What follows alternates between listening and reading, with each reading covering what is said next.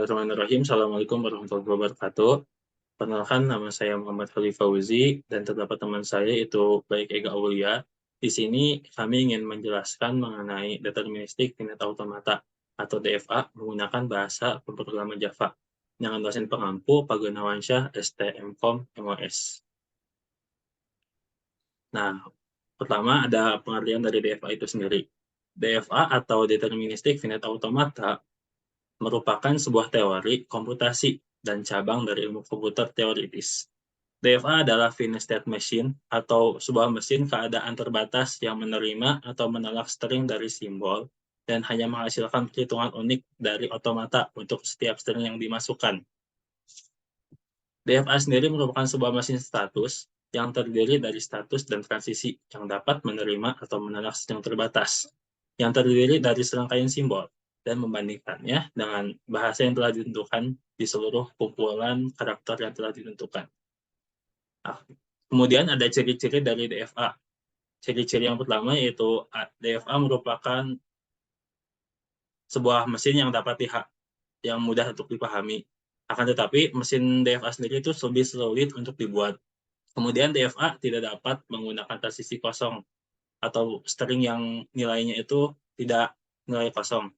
Kemudian waktu yang dibutuhkan untuk mengeksekusi string input lebih sedikit, dan kemudian semua DFA merupakan non-DFA. DFA membutuhkan lebih banyak ruang atau space. Kemudian ada tuple dari DFA. Tuple-tuplenya itu terdapat 5 atau bisa disebut dengan singkatan M.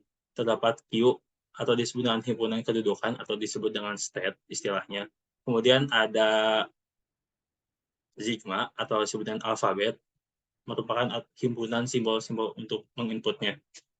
Kemudian ada fungsi transisi, yang kemudian S itu disebut dengan state awal, yang dimana kita tuh sebagai start, kita memulai sebuah start dari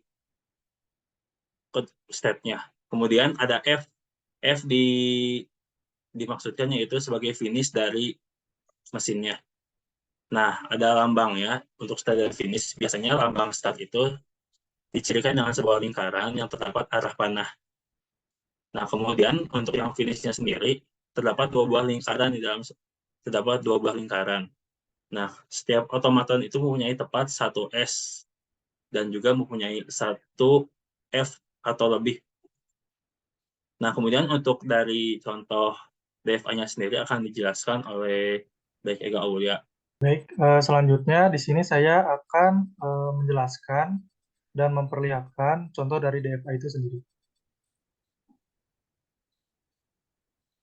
Nah, di sini sudah terdapat gambar DFA yang di mana Q-nya itu ada A dan B, sigmanya itu 0 dan 1, startnya itu di A dan finish di B. Untuk jalan mesinnya itu, untuk QA diberi input 0, dia akan menjadi B. Dan ketika mesin A atau QA itu sendiri diberi inputan 1, dia akan ke dirinya sendiri atau balik lagi ke A.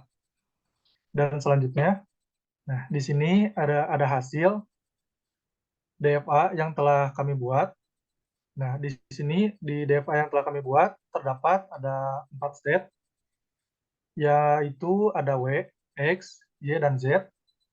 Terdapat 4 inputan ataupun sigma, ada 0, 1, 2, dan 3. Startnya itu dimulai dari W dan finish di X.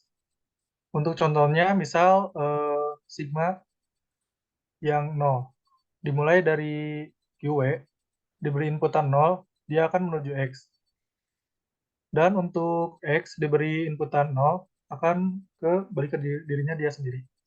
Nah, selanjutnya, saya akan memperlihatkan hasil dari program DFA yang telah kami buat menggunakan bahasa pemrograman Java.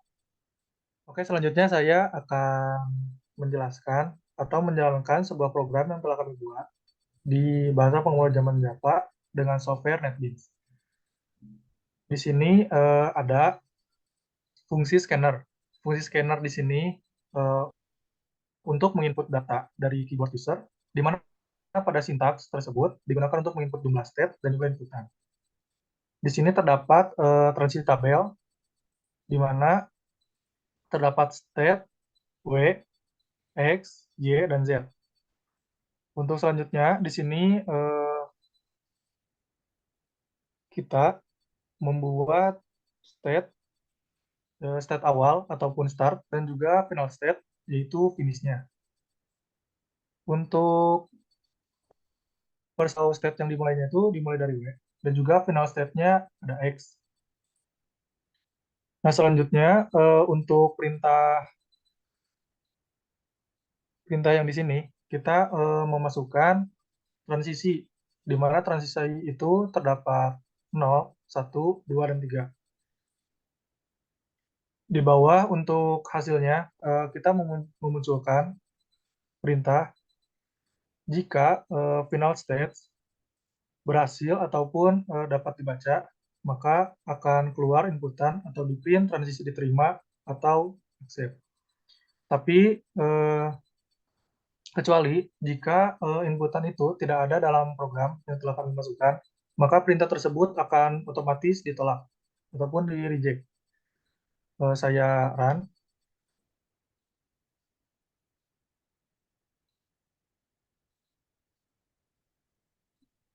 Nah, baik, di sini ada pilihan opsi ataupun ada transisi 0, 1, 2, dan 3. Di sini saya akan coba memasukkan 2, 2, dan 1. Nah, maka otomatis si transisi itu akan ditolak dikarenakan fungsinya itu tidak berjalan sesuai.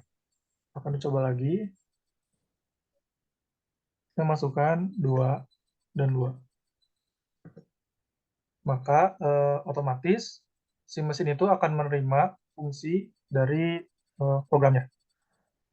Mungkin cukup sekian presentasi hasil program yang telah kami buat. Selanjutnya akan saya serahkan ke Fadli. Sekian dari kelompok kami mengenai penjelasan mengenai DFA. Semoga apa yang disampaikan bermanfaat dan berguna bagi yang menonton. Terima kasih. Wassalamualaikum warahmatullahi wabarakatuh.